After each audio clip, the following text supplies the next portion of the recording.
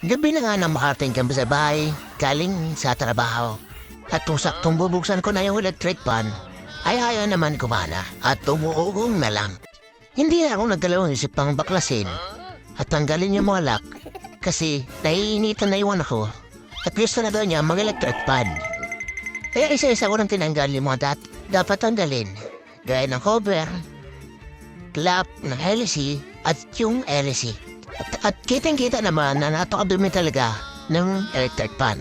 Kaya naman sinita po na yung gripo at tinigay ko na yung hose para masiritan yung parte ng electric pan. LC, cover. Isa CR ko na nga pala sa nilinisan kasi masyado naman dito sa labas. Baka may momo pa. Joke lang, hindi talaga ako takot sa momo. Mas nakakatakot talaga si Mrs. Dahil sobrang dumi nga naman ng electric pan, ay nagkulay brown na yung tubig na galing sa nililinis ko. Kaya siniritan ko ng ayos para matanggal talaga yung mga dumi para lumakas uli ang ikot ng electric pan. So sa paglilinis ng electric pan, mas maganda siguro dalawang linggo bago linisan.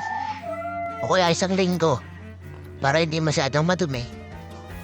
Para mas mahaba ang buhay ng electric pan. Kaya niya medyo malapit na tayong matapos sa paglilinis. Konting taste na lang at matatapos na. At siyempre bago natin ilagay uli, make sure lang na tuyo na. Kaya pupunasan natin ng basahan. Siyempre malinis dapat ang gagamitin natin. At kaya naman ilalagay na natin yung LC, yung cover, at yung lock para magamit na natin.